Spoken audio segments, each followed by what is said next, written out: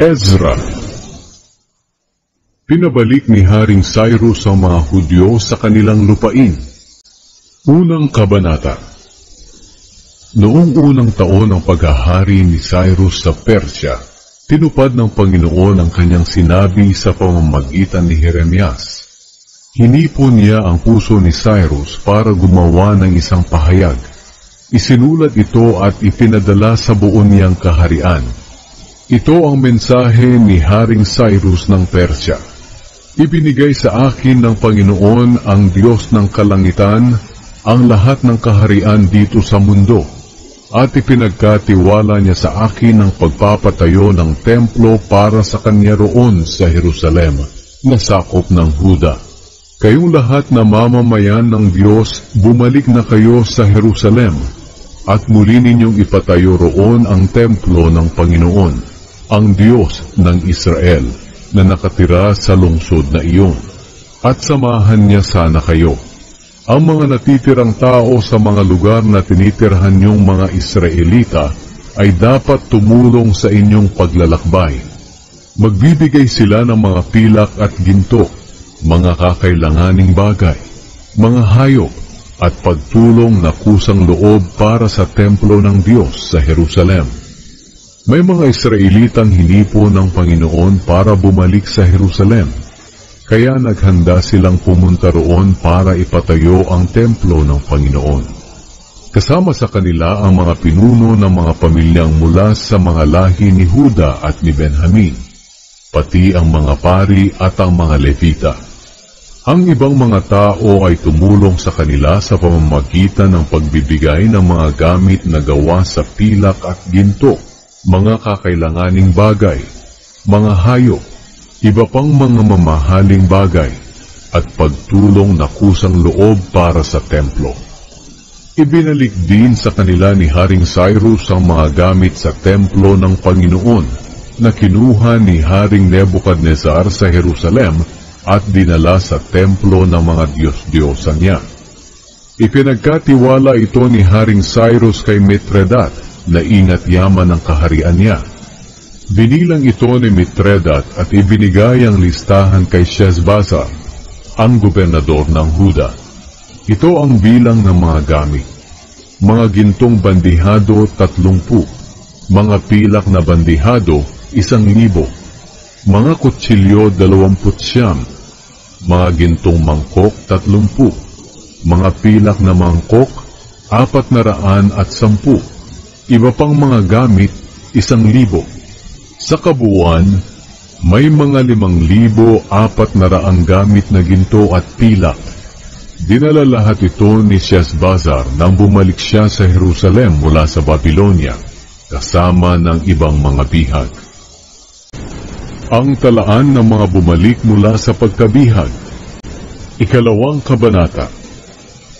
Ang mga sumusunod ay ang mga Israelita sa probinsya ng Huda na binihag noon ni Haring Nebuchadnezzar at dinala sa Babylonia. Ngayon umalis na sila sa lugar na iyon at bumalik na sa Jerusalem at sa sarili nilang mga bayan sa Huda. Ang mga namuno sa pagbalik nila sa Jerusalem ay sina Zerubabel, Jeshua, Nehemias, Seraya, Reelaya, Mordecai, Bilshan, Mispar, Bigvai, Rehum, at Baana. Ito ang talaan ng mga mamamayan ng Israel na bumalik mula sa pagkabihag. Mga angkan ni Paros, 2,172. Shephatiah, 372. Ara, 775. Pahat-Moab, mula sa mga pamilya ni Jeshua at Joab, 2,812. Elam, 1,254. Zatu, 945. Zakai, 760. Bani, 642. Bebay, 623. Azgad, 1,222. Adonikam, 666. Bigvai, 2,056. Adin, 454. Ater na tinatawag ding Hezekiah, 78. Bezai, 323. Jorah, 112. Hashum, 223. Gibar, 75. Ito ang bilang ng mga tao na nakabalik mula sa pagkabihag, na ang mga ninuno ay nakatira sa mga sumusunod na bayan. Bethlehem, 123. Netofa, 56. Anatot, 128. Azmavet, 42. Kiryat Jearim, Kefira, at Beerot, 743. Rama at Geba, 621. Mikmash, 122. Bethel at Ai, 223. Nebo, 52. Magbis, 156. Ang isa pang Elam, 1,254. Harim, 320. Lod, Hadid at Ono, 725. Jericho, 345. Senaa, 3,630. Ito ang mga angkan ng mga pari na bumalik mula sa pagkabihag. Mga angkan ni Jedaiah mula sa pamilya ni Jeshua, 973. Imer, 1,052. Pashur, 1,247. Harim, 1,017.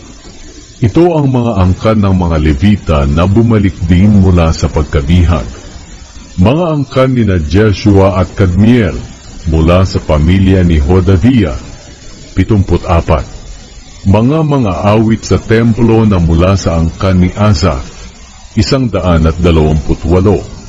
Mga gwardya ng pintuan ng templo na mula sa angkan ni Shalum, Ater, Talmon, Akub, Hatita, at Shobay, 139.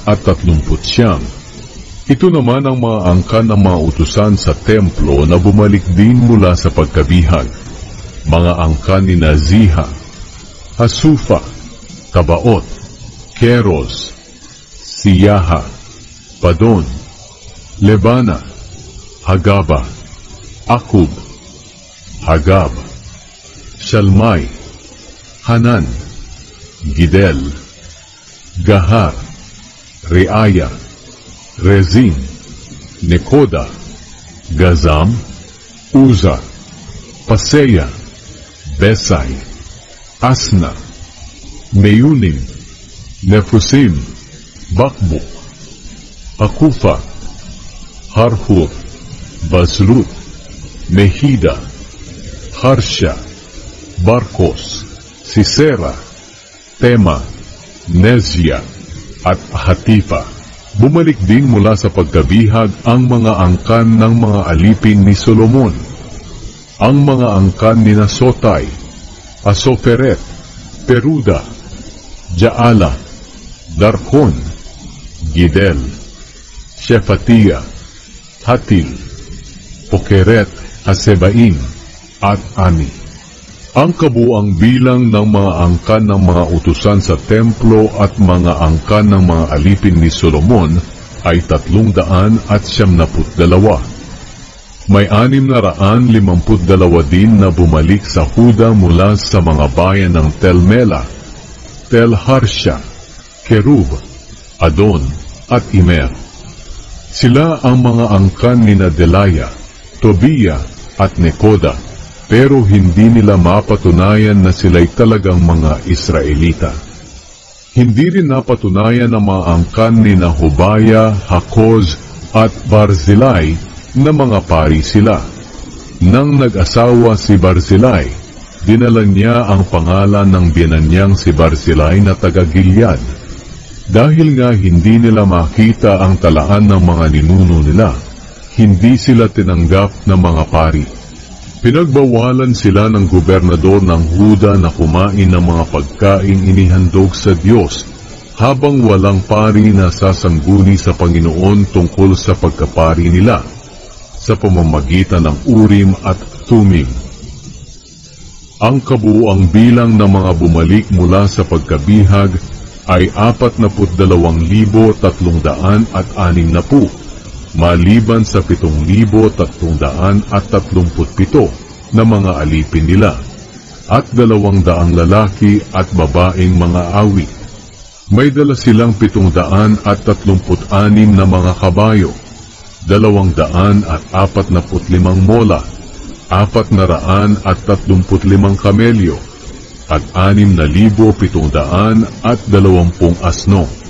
Pagdating nila sa templo ng Panginoon sa Jerusalem, ang ibang mga pinuno ng mga pamilya ay nagbigay ng kusang loob na tulong sa muling pagpapatayo ng templo sa dati nitong pinagtayuan. Nagbigay sila ayon sa makakaya nila para sa gawaing ito. At ang kabuuang natipon nila ay mga 500 kilong ginto, mga 3,000 kilong pilak, at 100 pirasong kasuotan para sa mga pari. Ang bawat isa sa kanila ay bumalik sa kani-kanilang bayan, pati na ang mga pari, ang mga Levita, ang mga mang-aawit, ang mga gwardya ng mga pintuan ng templo, at ang mga utusan sa templo.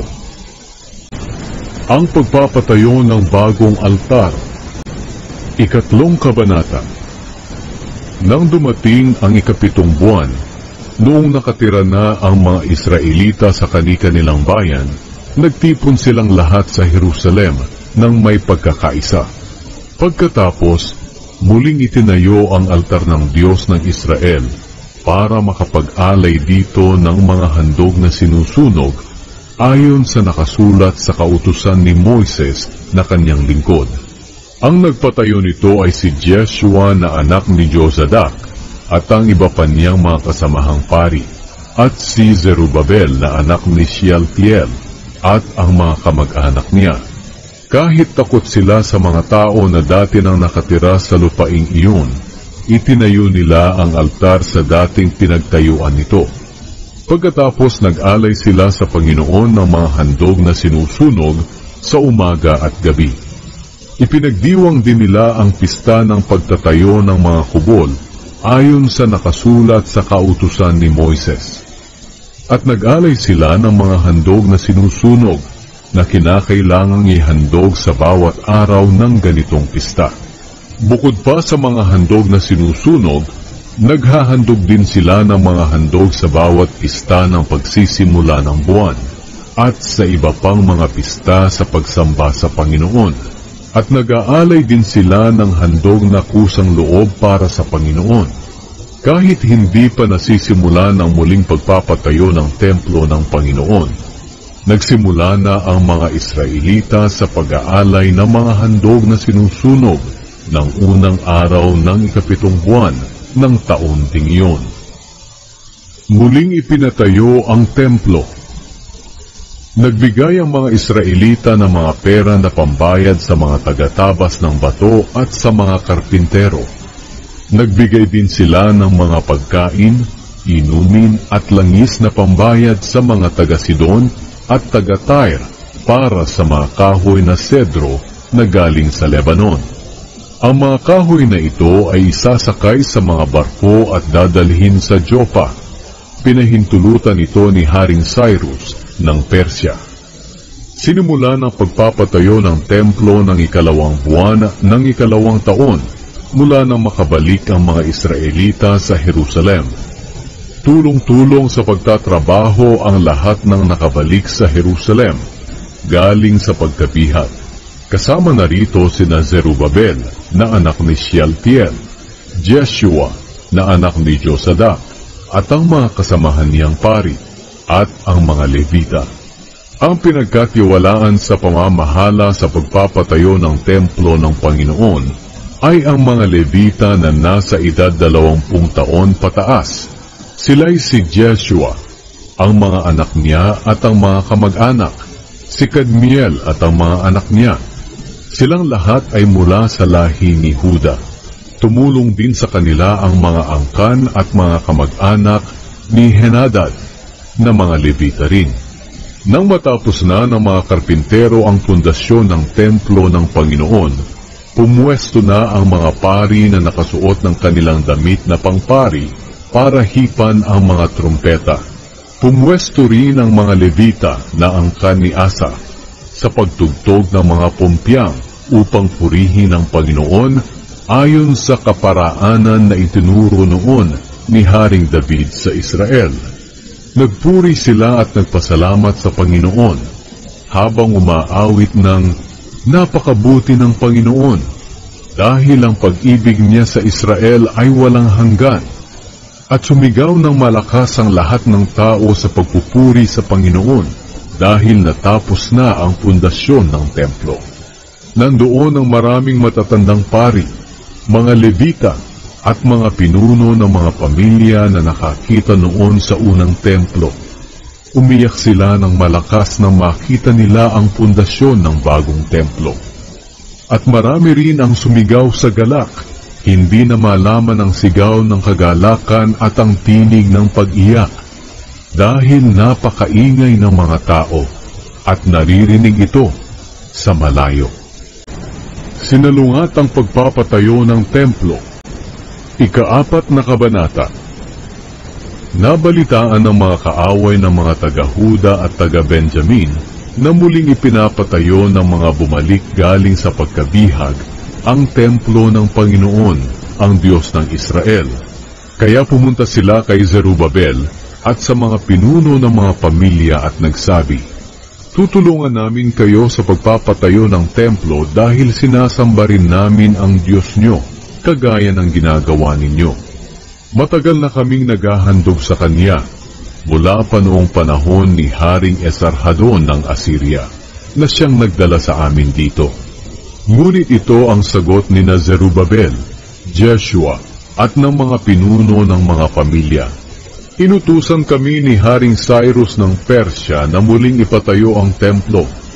Ngunit hindi kayo kasama sa pagpapatayo nito para sa aming Diyos. Kami lang ang magpapatayo nito para sa Panginoon, ang Diyos ng Israel." Kaya pinahina ang loob at tinakot ng mga taong dati nang nakatira sa lupaing iyon, ang mga tao sa Huda, para hindi nila maipagpatuloy ang pagpapagawa nila ng templo. Sinuhulan nila ang mga opisyal ng gobyerno ng Persya para salungatin ang mga plano ng mga tao sa Huda. Patuloy nila itong ginagawa mula ng panahon na si Cyrus ang hari ng Persya hanggang sa panahong si Darius na ang hari ng Persya. Ang pagsalungat sa pagpapatayo ng templo ng panahon ni Haring Artaxerxes. Nang maging hari si Ahasuerus, ang mga kalaban ng mga naninirahan sa Jerusalem at ng iba pang mga nakatira sa Huda ay sumulat ng mga paratang laban sa kanila. At kahit na noong si Artaxerxes na ang hari ng Persya, sumulat din sila sa kanya. Sila ay sina Bishlam, Mitredat, Tabeel, at ang iba pa nilang mga kasama. Isinulat nila ito sa wikang Aramiko at isinalin ito sa wika ng mga taga-Persya. Sumulat din kay Haring Artaxerxes si Rehum na gobernador at si Shimsai na kalihim laban sa mga taga-Jerusalem. Ito ang nilalaman ng sulat nila. "Mahal na Haring Artaxerxes, una po sa lahat nangungumusta kami sa inyo, kaming mga lingkod nyo rito sa lalawigan ng kanluran ng Euphrates. Kasama po sa mga nangungumusta ay ang mga kasama naming mga pinuno at opisyal, ang mga tao sa Tripolis, Persya, Erek, Babylonia, at ang mga tao sa Susa sa lupain ng Elam. Kinukumusta rin po kayo ng mga taong pinaalis sa kanilang mga lugar ni Osnapar, ang tanyag at makapangyarihan na hari ng Assyria. Itong mga mamamayan ay pinatiran niya sa lungsod ng Samaria at sa iba pang mga lugar sa kanluran ng Euphrates. Mahal na hari, gusto po naming malaman nyo na muling ipinapatayo ng mga Hudyo ang lungsod ng Jerusalem.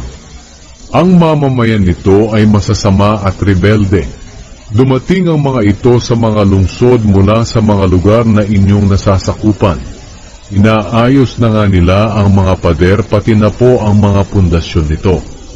Mahal na hari, kapag muli pong naipatayo ang lungsod na ito at naayos na ang mga pader nito, hindi na magbabayad ng mga buwis at ng iba pang bayarin ang mga tao, at liliit na ang kita ng kaharian. Dahil nga po may tungkulin kami sa inyo, mahal na hari, at hindi namin gustong mapahiya kayo. Ipinapaalam namin ito sa inyo para saliksikin po ninyo ang kasulatang itinago ng mga ninuno ninyo. Sa ganoong paraan, malalaman niyo po na ang mga nakatira sa lungsod ng Jerusalem ay rebelde mula pa noon. Kaya nga nilipol ang lungsod na ito dahil naging problema ito ng mga hari at ng mga lugar na gustong sumakop dito. Ipinapaalam lang po namin sa inyo, mahal na hari, na kung muling maipatayo ang lungsod na ito at maiayos na ang mga pader nito, mawawala sa inyo ang lalawigan na nasa kanluran ng Euphrates. Ito ang sagot na ipinadala ng hari. Nangungumusta ako sa iyo, Gobernador Rehum, kay Shimsai na kalihim, at sa inyong mga kasama na nakatira sa Samaria at sa iba pang mga lugar sa kanluran ng Euphrates. Naway nasa mabuti kayong kalagayan. Ang sulat na inyong ipinadala ay sinalin sa wika namin at binasa sa akin. Nag-utos akong saliksikin ang mga kasulatan, at napatunayan na ang mga dating naninirahan sa Jerusalem ay kumakalaban nga sa mga hari. Nakasanayan na nga ng lugar na iyan ang pagre-rebelde laban sa gobyerno. Nalaman ko rin sa pamamagitan ng mga kasulatan na ang Jerusalem ay pinamahalaan at pinagbayad ng buwis at ng iba pang bayarin ng mga makapangyarihang hari na namuno sa buong lalawigan sa kanluran ng Euphrates. Ngayon, ipag-utos niyong itigil ng mga taong iyan ang muling pagpapatayo ng lungsod hanggat hindi ko iniuutos. Gawin niyo agad ito para hindi mapahamak ang kaharian ko. Pagkatapos basahin kina Rehum, Shimsai at sa mga kasama nila ang liham ni Haring Artaxerxes, pumunta agad sila sa Jerusalem at pinilit ang mga Hudyo na itigil ang muling pagpapatayo ng lungsod. Kaya natigil ang pagpapatayo ng templo ng Diyos sa Jerusalem hanggang sa 2nd taon ng paghahari ni Darius sa Persya. Ipinagpatuloy ang pagpapatayo ng templo. 5 kabanata. Ngayon, inutusan ng Diyos ng Israel ang mga propeta na sina Hageo at Zacarias na apo ni Ido para sabihin ang mensahin niya sa mga Hudyo sa Huda pati na sa Jerusalem. Nakinig sa kanila sina Zerubabel na anak ni Shealtiel at Jeshua na anak ni Jozadak. Kaya ipinagpatuloy nila ang pagpapatayo ng templo ng Diyos sa Jerusalem. Tinulungan sila ng 2 propeta ng Diyos. Ngunit hindi nagtagal, dumating sa Jerusalem si Tatenai na gobernador ng lalawigan sa kanluran ng Euphrates, si Shethar-bozenai at ang mga kasama nila. Nagtanong sila sa mga Hudyo, "Sino ang nag-utos sa inyo na ipagpatuloy ang pagpapatayo ng templong ito?" Nagtanong pa sila, "Ano ang pangalan ng mga taong nagtatrabaho rito?" Ngunit iningatan ng Diyos ang mga tagapamahala ng Hudyo. Kaya nagpasya sina Tatenai, Shethar-bozenai at ang kanilang kasamang mga opisyal ng lalawigan sa kanluran ng Euphrates na hindi muna nila ipapatigil ang pagpapatayo ng templo hanggang sa maipaalam nila ang tungkol dito kay Haring Darius at makatanggap ng kanyang sagot. Ito ang nilalaman ng sulat na ipinadala nila kay Haring Darius. Mahal na Haring Darius, naway nasa mabuti po kayong kalagayan. Ipinapaalam po namin, mahal na hari, na pumunta kami sa lalawigan ng Huda, doon sa pinagtatayuan ng templo ng makapangyarihang Diyos. Malalaking bato ang ginagamit sa pagpapatayo ng templo, at ang mga pader nito ay nilagyan ng mga troso upang tumibay. Ginagawa po nila ito ng may kasipagan, kaya mabilis ang pagpapatayo nito. Tinanong po namin ang mga tagapamahala nila kung sino ang nag-utos sa kanila sa muling pagpapatayo ng templo. At tinanong din namin ang mga pangalan nila para maipaalam namin sa inyo kung sino ang mga namumuno sa pagpapatayo nito. Ito po ang sagot nila sa amin. Mga lingkod kami ng Diyos ng langit at lupa, at muli naming ipinapatayo ang templo na itinayo noon ng isang makapangyarihang hari ng Israel. Ngunit dahil ginalit ng aming mga ninuno ang Diyos sa langit, pinabayaan niya sila na sakupin ni Haring Nebukadnezar ng Babylonia. Giniba ni Nebukadnezar ang templong ito at binihag niya sa Babylonia ang aming mga ninuno. Ngunit sa unang taon ng paghahari ni Haring Cyrus sa Babylonia, nag-utos siya na muling ipatayo ang templo ng Diyos. Ibinalik din niya ang mga kagamitang ginto at pilak ng templo ng Diyos. Ang mga ito ay kinuha noon ni Nebukadnezar sa templo ng Jerusalem at inilagay sa templo sa Babylonia. Ipinagkatiwala ni Haring Cyrus ang mga kagamitang ito kay Sheshbazzar, na pinili niyang gobernador ng Huda. Sinabi ng hari kay Sheshbazzar na muling ipatayo ang templo ng Diyos sa Jerusalem sa dati nitong pinagtayuan, at ilagay doon ang mga kagamitan nito. Kaya pumunta si Sheshbazzar sa Jerusalem, at itinayo niya ang mga pundasyon ng templo ng Diyos. Hanggang ngayon ay ginagawa pa ang templo, hindi pa ito tapos.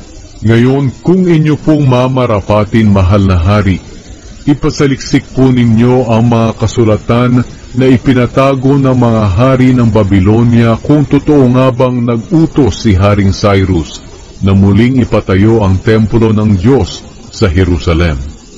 At agad nyo pong ipaalam sa amin kung ano ang inyong pasya tungkol dito. Pumayag si Haring Darius sa muling pagpapatayo ng templo. Ika-6 na kabanata. Kaya nag-utos si Haring Darius na saliksikin ang mga kasulatang nakatago sa lalagyan ng mga kayamanan doon sa Babylonia. Ngunit sa matatag na lungsod ng Ekbatana, na sakop ng lalawigan ng Media, nakita ang isang nakarolyong kasulatan na may nakasulat na, ang kasulatang ito ay nagpapaalala na sa unang taon ng paghahari ni Cyrus, nag-utos siya na muling ipatayo ang templo ng Diyos sa Jerusalem, kung saan iniaalay ang mga handog. Dapat matibay ang pundasyon nito, at dapat 70 talampakan ng taas, at 70 talampakan din ang luwang nito. Ang bawat 3 patong ng malalaking bato nito ay papatungan ng isang troso. Ang lahat ng gastos ay kukunin sa pondo ng kaharian. Ang mga kagamitang ginto at pilak sa templo ng Diyos na dinala ni Haring Nebukadnezar sa Babylonia ay dapat ibalik sa lalagyan nito sa templo ng Jerusalem. Kaya nagpadala si Haring Darius ng mensahe kay Tatenai, na gobernador ng lalawigan sa kanluran ng Euphrates, kay Shethar-bozenai at sa mga kapwa nila opisyal sa lalawigang iyon. Lumayo kayo riyan sa templo ng Diyos. Huwag na ninyong pakialaman ang pagpapatayo nito. Pabayaan nyo na lang ang gobernador at ang iba pang mga tagapamahala ng mga Hudyo sa pagpapatayo nito sa dati nitong kinatatayuan. Iniuutos ko rin na tulungan nyo ang mga tagapamahala ng mga Hudyo na mabayaran agad ang lahat ng gastusin. para hindi maabala ang pagtatrabaho nila. Kunin niyo ang bayad sa pondo ng kaharian na nanggagaling sa mga buwis ng lalawigan ninyo. Dapat niyong bigyan araw-araw ang mga pari sa Jerusalem ng mga pangangailangan nila, gaya ng batang toro, lalaking tupa, at batang lalaking tupang bilang handog na sinusunog para sa Diyos ng kalangitan, pati na rin trigo, asin, katas ng ubas, at langis. Dapat hindi kayo pumalya sa pagbibigay, para makapag-alay sila ng mga handog na makakalugod sa Diyos ng kalangitan, at maipanalangin nila ako at ang mga anak ko. Iniuutos ko rin na ang sinumang hindi tutupad nito ay tutuhugin ng kahoy na tinanggal sa bahay niya, at ang bahay niya ay gigibain hanggang sa wala ng bahagi nito ang maiwang nakatayo. Naway ang Diyos na pumili sa Jerusalem bilang lugar kung saan siya sasambahin, ang siyang lumipol sa kahit sinong hari o kaya'y bansa na hindi tutupad sa utos na ito at gigiba ng templong ito sa Jerusalem. Ako si Darius, ang nag-utos nito. Dapat itong tuparin. Tinupad ni Tatenai na gobernador, Shettar-Bozenai at ng mga kasama nila ang utos ni Haring Darius.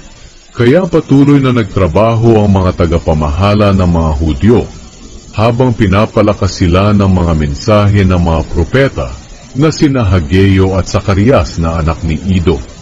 Natapos nila ang templo ayon sa utos ng Diyos ng Israel na ipinatupad nila Cyrus, Darius at Artaxerxes na magkakasunod na mga hari ng Persya.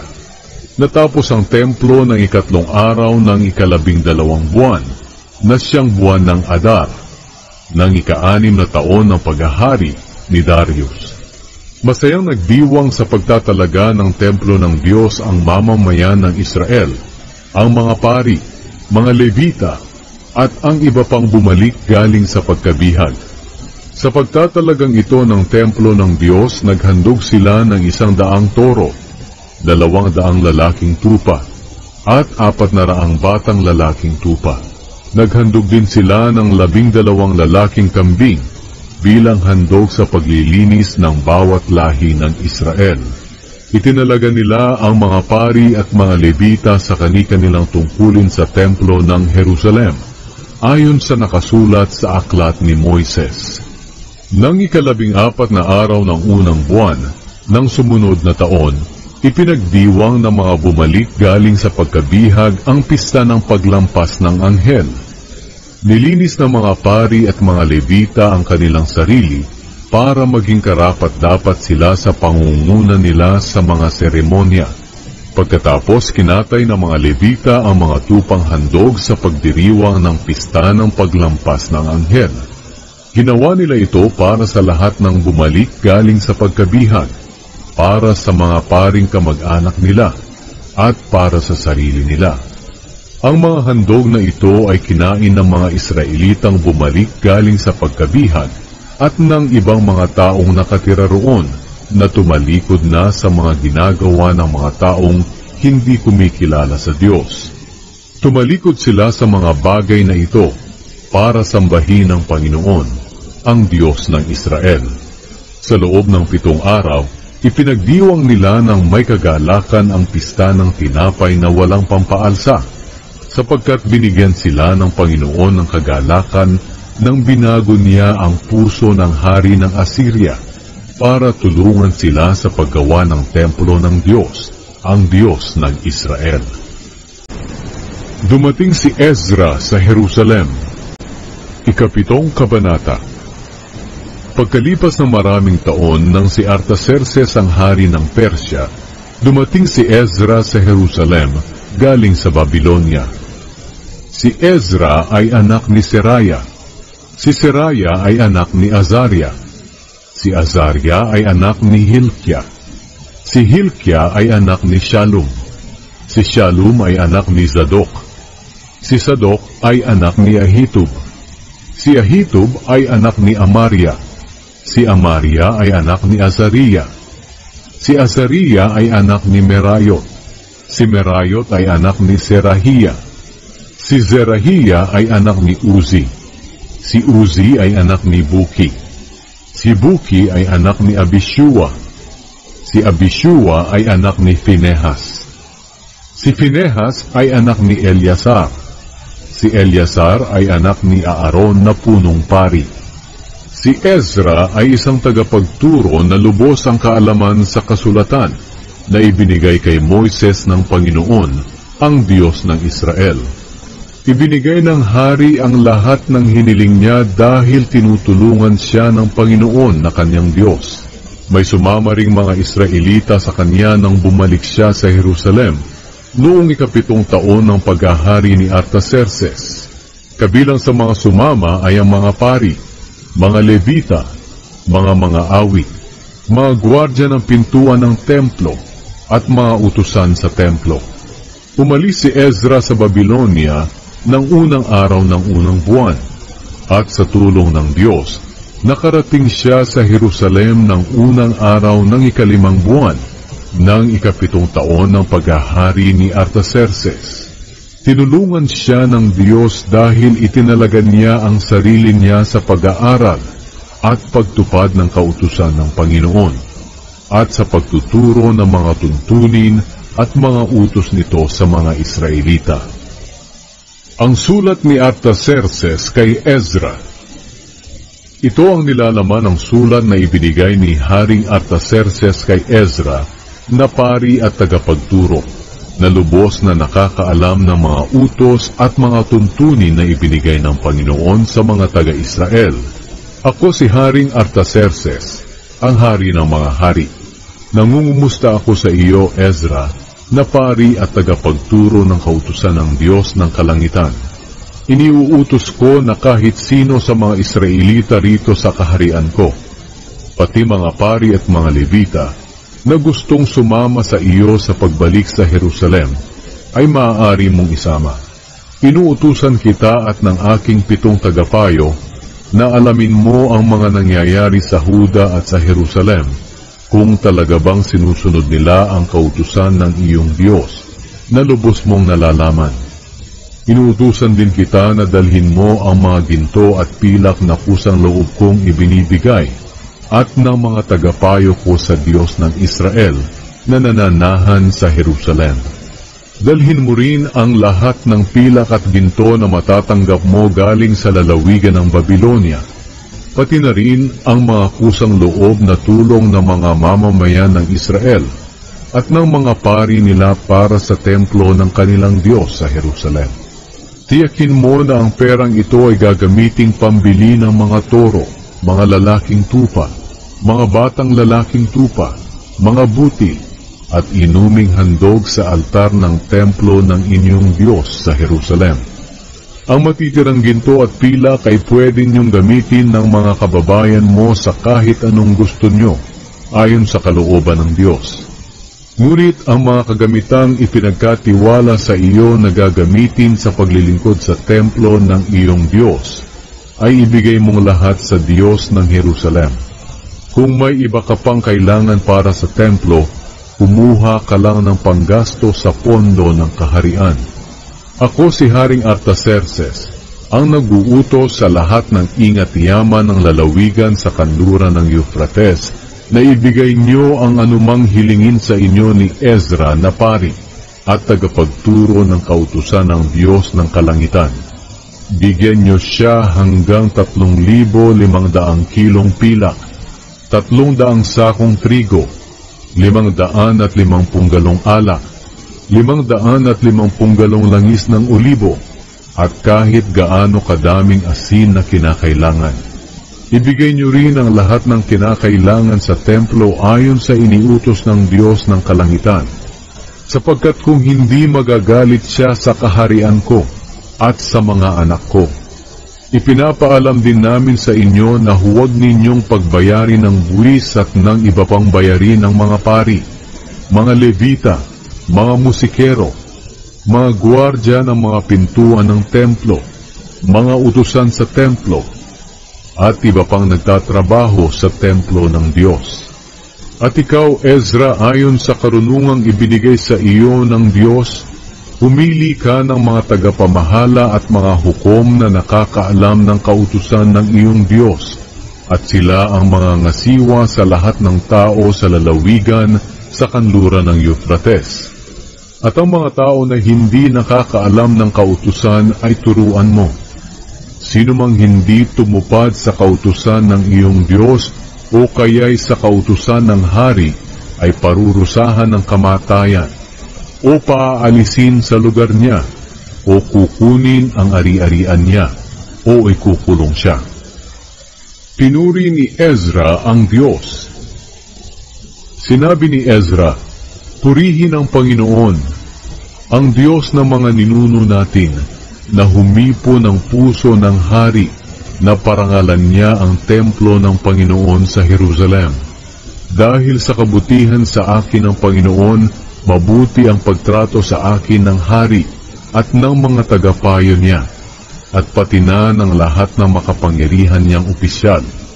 At dahil nga tinutulungan ako ng Panginoon na aking Diyos, nagkaroon ako ng lakas ng loob para tipunin ang mga pinuno ng Israel, para sumama sa akin sa Jerusalem.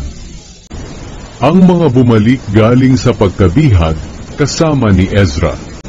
Ika-8 kabanata. Sinabi ni Ezra, ito ang mga pinuno ng mga pamilya na sumama sa akin sa Jerusalem galing sa Babylonia, noong panahon ng pagkahari ni Haring Artaxerxes. Si Gershom na galing sa pamilya ni Phinehas, si Daniel na galing sa pamilya ni Itamar, si Hatush na anak ni Shekania na galing sa pamilya ni David, si Zacarias at ang 150 lalaking kasama niya na galing sa pamilya ni Paros.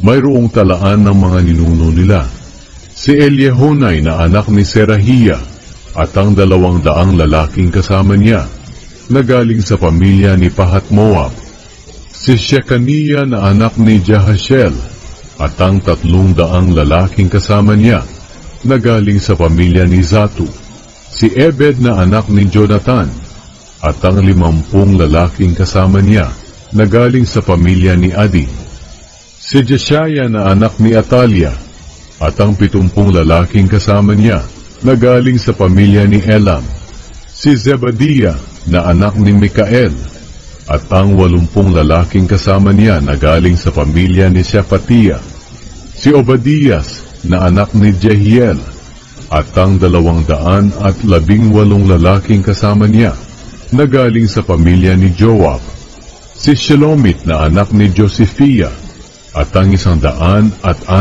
lalaking kasama niya na galing sa pamilya ni Bani, si Zacarias na anak ni Bebai at ang 28 lalaking kasama niya na galing sa pamilya ni Bebai, si Johanan na anak ni Hakatan at ang 110 lalaking kasama niya na galing sa pamilya ni Asgad, si Eliphelet, si Jewel at si Shemaya at ang 60 lalaking kasama nila na galing sa pamilya ni Adonikam, si Utay at si Zakur at ang 70 lalaking kasama niya na galing sa pamilya ni Bigvai.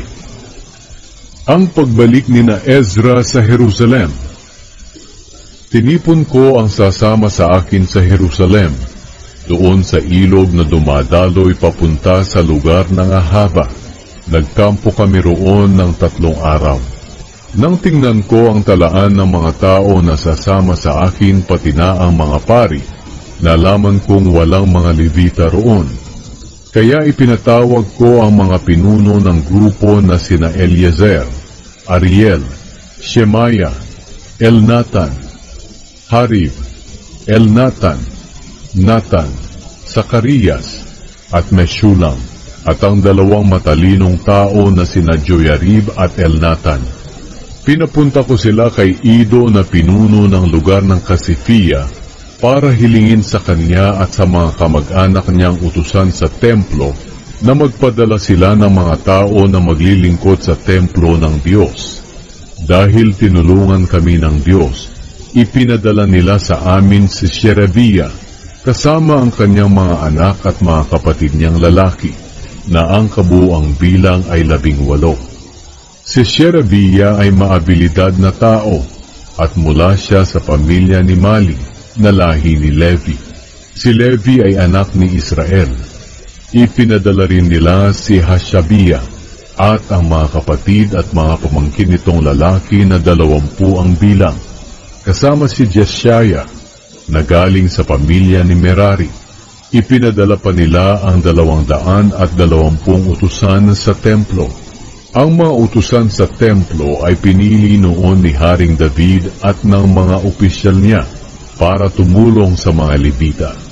Nakalista lahat ang mga pangalan nila. Nag-ayuno at nanalangin sina Ezra. Doon sa tabi ng ilog Ahava, sinabi ko sa grupo na mag-ayuno kami at magpakumbaba ng mga sarili namin sa presensya ng aming Diyos para hilingin sa Kanya na ingatan kami sa paglalakbay, pati ang aming mga anak at mga ari-arian. Sapagkat nahihiya akong humingi sa hari ng mga sundalo at mga ngabayo na magbabantay sa amin laban sa mga kalaban habang naglalakbay kami. Dahil sinabi na namin sa hari na tinutulungan ng aming Diyos ang lahat ng nagtitiwala sa Kanya. Pero galit na galit siya sa mga nagtatakwil sa Kanya. Kaya nag-ayuno at nanalangin kami sa aming Diyos na ingatan Niya kami, at tinugon Niya ang dalangin namin. Ang mga handog para sa templo. Pumili ako ng 12 tao mula sa mga namumunong pari, hindi kabilang sina Sherebiah, Hashabiah, at ang 10 sa kamag-anak nila. Pagkatapos ipinagkatiwala ko sa kanila ng walang kulang ang mga pilak, ginto, at mga kagamitang ibinigay ng hari, at ng mga tagapayo niya at mga opisyal, at ng maraming Israelita bilang tulong sa templo ng aming Diyos. Ito ang aking ipinagkatiwala sa kanila: 22 toneladang pilak, 3 toneladang kasangkapang pilak, 3 toneladang ginto, 20 gintong mangkok na mga 8.5 kilo, 2 tansong mangkok na pinakintab na kasing halaga ng mga mangkok na ginto. Sinabi ko sa mga pari, kayo at ang mga kagamitang ito ay ibinukod para sa Panginoon. Ang mga pilak at ginto ay handog na kusang loob sa Panginoon, ang Diyos ng inyong mga ninuno. Ingatan niyo itong mabuti, hanggang sa madalan niyo ito sa mga bodega ng templo ng Panginoon sa Jerusalem na walang kulang, sa harap ng mga namumunong pari, mga Levita, at ng mga pinuno ng mga pamilya ng mga Israelita. Kaya kinuha ng mga pari at ng mga Levita ang mga pila, ginto, at mga kagamitan na walang kulang para dalhin sa templo ng aming Diyos sa Jerusalem. Ang pagbalik sa Jerusalem. Umalis kami sa ilog Ahava at naglakbay papuntang Jerusalem ng 12 araw ng unang buwan. Tinulungan kami ng aming Diyos at iningatan kami sa mga kalaban at tulisan habang naglalakbay kami. Pagdating namin sa Jerusalem, nagpahinga muna kami ng 3 araw. Nang ika-4 na araw, pumunta kami sa templo ng aming Diyos at ipinagkatiwala namin ang mga pilak, ginto at mga kagamitan ng walang kulang kay Meremot, na pari na anak ni Uriah. Kasama niya si Eleazar na anak ni Pinehas, at ang 2 Levita na sina Josabad na anak ni Jeshua, at Noadia na anak ni Binwi. Binilang at tinimbang ito lahat, at inilista. Pagkatapos, ang lahat ng bumalik galing sa pagkabihag ay nag-alay sa Diyos ng Israel ng mga handog na sinusunog, 12 toro para sa buong Israel, 76 na lalaking tupa, at 77 batang lalaking tupa. Nag-alay din sila ng 12 lalaking kambing, bilang handog sa paglilinis. Ang lahat ng ito ay ang mga handog na sinusunog para sa Panginoon. Ibinigay din nila sa mga gobernador at mga opisyal ng lalawigan sa kanluran ng Euphrates ang dokumento kung saan nakasulat ang utos ng hari. At ang mga pinunong ito ay tumulong sa mga mamamayan ng Israel at sa templo ng Diyos. Nagsipag-asawa ng mga dayuhan ang mga Israelita. Ikasyam na kabanata. Sinabi pa ni Ezra, pagkatapos ng pangyayaring iyon, pumunta sa akin ang mga pinuno ng mga Hudyo at nagsabi, marami sa mamamayan ng Israel, pati na ang mga pari at mga Levita, ang namumuhay katulad ng mga tao sa paligid nila. Ginagawa nila ang mga kasuklam-suklam na gawain ng mga Kananeo, Heteo, Perezeo, Jebuseo, Amonita, Moabita, Ehipsyo at Amoreo. Nagsipag-asawa pa sila at ang mga anak nila ng mga babaeng mula sa mga mamamayang nabanggit. Kaya ang mga mamamayang pinili ng Diyos ay nahaluan ng ibang mga lahi. At ang mga pinuno at mga opisyal pa natin ang siyang nangunguna sa paggawa nito. Nang marinig ko ito, pinunit ko ang damit ko, sinabunutan ko ang buhok ko, hinila ko ang balbas ko, at naupo akong tulala.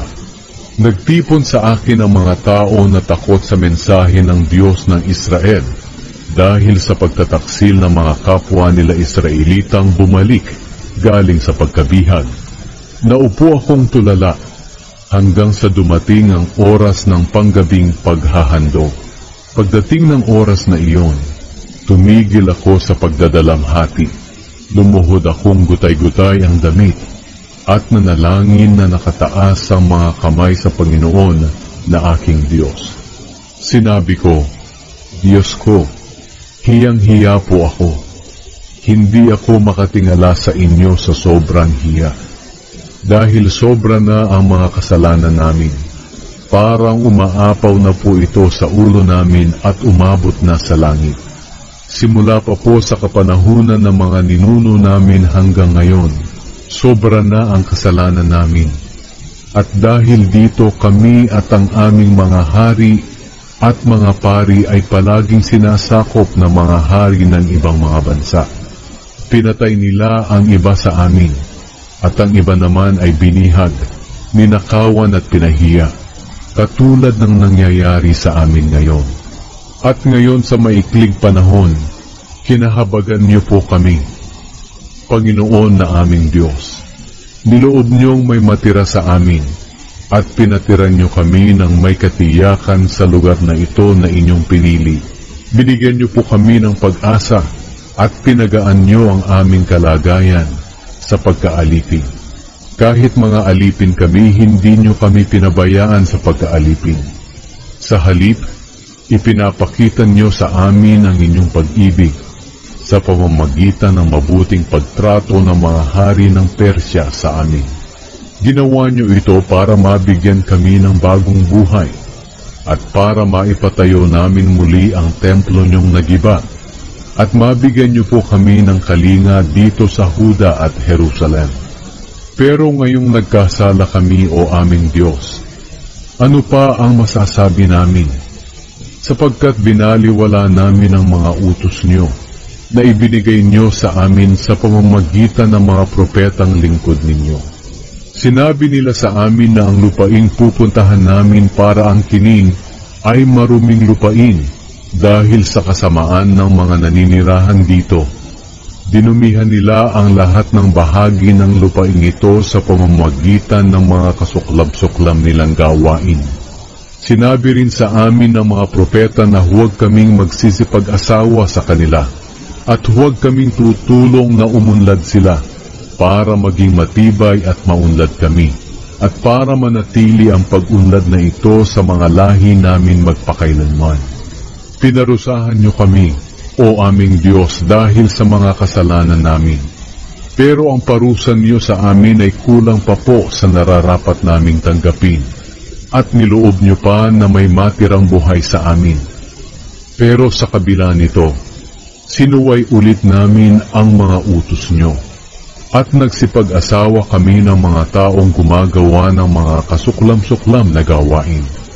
Talagang magagalit kayo sa amin at lilipulin kami hanggang sa wala nang matira sa amin.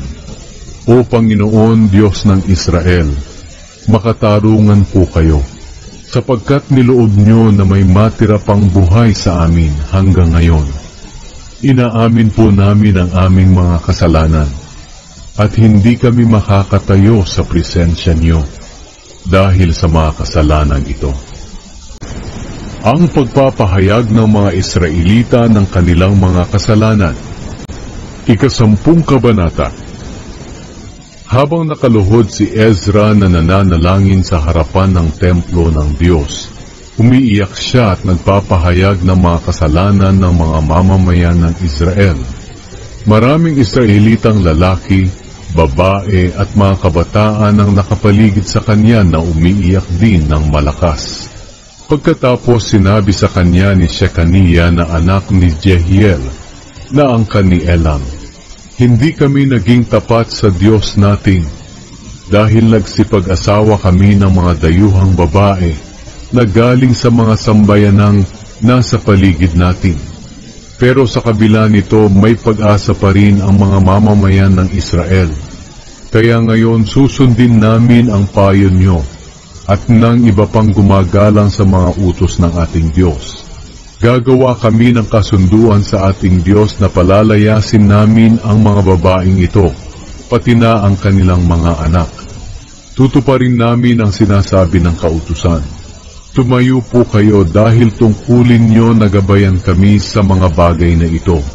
Magpakatatag kayo at gawin ang nararapat. Tutulungan namin kayo." Kaya tumayo si Ezra at pinanumpan niya ang mga namumunong pari, mga Levita, at ang lahat ng mga Israelita na gagawin nila ang sinasabi ni Shekaniah, at nanumpa sila. Pagkatapos, umalis si Ezra sa harapan ng templo ng Diyos at pumunta sa kwarto ni Jehohanan na anak ni Eliashib. Pagdating niya roon, hindi siya kumain at uminom dahil nalulungkot siya dahil hindi naging tapat ang mga Israelitang bumalik mula sa pagkabihag. Ipinabatid ng mga pinuno at mga tagapamahala sa mga Israelita sa buong Huda pati na sa Jerusalem na ang lahat ng bumalik galing sa pagkabihag ay magtipon sa Jerusalem. At ang sinumang hindi pupunta doon sa loob ng 3 araw, kukunin sa kanya ang lahat niyang mga ari-arian at hindi na siya ituturing na kabilang sa mga tao na bumalik galing sa pagkabihag. Kaya sa loob ng 3 araw, nagtipon ang buong mamamayan ng Huda at Benjamin, at naupo sila doon sa plaza ng templo ng Diyos sa Jerusalem. Nangyari ito ng 20 araw ng 9 na buwan. Nanginginig ang mga tao dahil napakaseryoso ng pinag-uusapan nila at dahil sa malakas na ulan. Pagkatapos tumayo si Ezra na pari at sinabi, "Nagkasala kayo dahil nagsipag-asawa kayo ng mga dayuhan. Dahil dito dinagdagan niyo pa ang kasalanan ng Israel.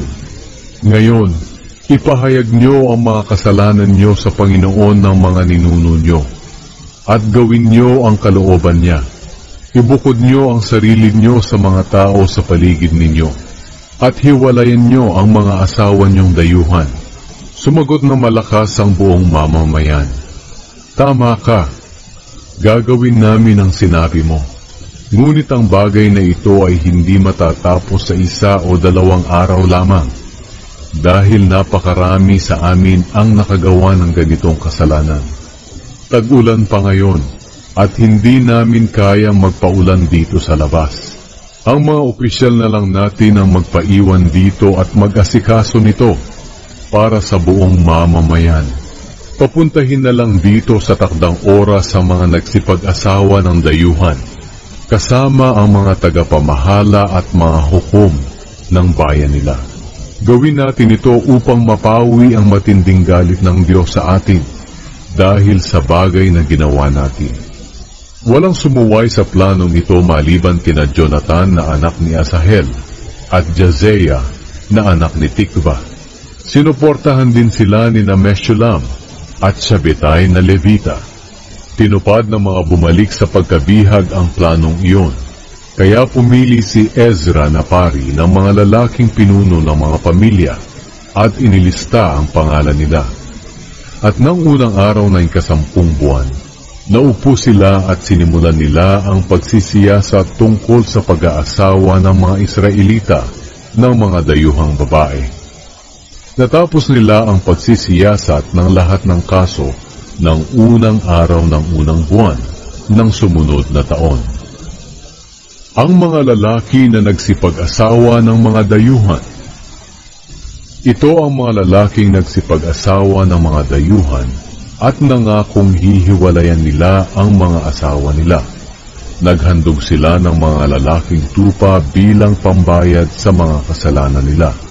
Sa mga pari, sina Maaseya, Eliezer, Jarib at Gedalia na galing sa pamilya ni Jeshua na anak ni Jozadak at ang mga kapatid niya, sina Hanani at Sebadia na galing sa pamilya ni Immer, sina Maaseya, Elias, Shemaya, Jehiel at Uzziah na galing sa pamilya ni Harim, sina Elionai, Maaseya, Ishmael, Nathaniel, Josabad at Elasa na galing sa pamilya ni Pashur. Mula sa mga Levita, sina Josabad, Shimei, Kelaya na tinatawag ding Kelita, Petahia, Juda at Eliezer. Mula sa mga musikero, si Eliashib. Mula sa mga gwardya ng mga pintuan ng templo ay sina Shalum, Telem at Uri. Mula sa iba pang mga Israelita, sina Ramia, Izia, Malkiya, Mijamin, Eleazar, Malkiya at Benaya na galing sa pamilya ni Paros, sina Matania, Sakarias, Jehiel, Abdi, Jeremat at Elias na galing sa pamilya ni Elam, sina Elionai, Eliashib, Matania, Jeremot, Zabad at Asisa na galing sa pamilya ni Zatu, sina Jehohanan, Hananiya, Zabay at Atlay na galing sa pamilya ni Bebay, sina Meshulam, Maluk, Adaya, Jashub, Sheal at Jeremot na galing sa pamilya ni Bani, sina Adna, Kelal, Benaya, Maaseya, Matania, Bezalel, Binwi at Manase na galing sa pamilya ni Pahat Moab, sina Eliezer, Isya, Malkiya, Shemaya, Simeon, Benjamin, Maluk at Shemaria na galing sa pamilya ni Harim, sina Matenai, Matata, Zabad, Elifelet, Heremai, Manase at Shimei na galing sa pamilya ni Hashum, sina Maaday, Amram, Uel, Benaya, Bedia, Keluhi, Vania, Meremot, Eliashib, Matania, Matenai at Jaasu na galing sa pamilya ni Bani, sina Shimei, Shelemiah, Nathan, Adaya, Maknadebay, Shasai, Sharai, Azarel, Shelemiah, Shemaria, Shalum, Amariya at Jose na galing sa pamilya ni Binwi, sina Jeiel, Matitiya, Zabad, Zebina, Jadai, Joel at Benaya na galing sa pamilya ni Nebo. Silang lahat ang nagsipag-asawa ng mga dayuhang babae, at ang iba sa kanila ay may mga anak sa mga babaeng ito.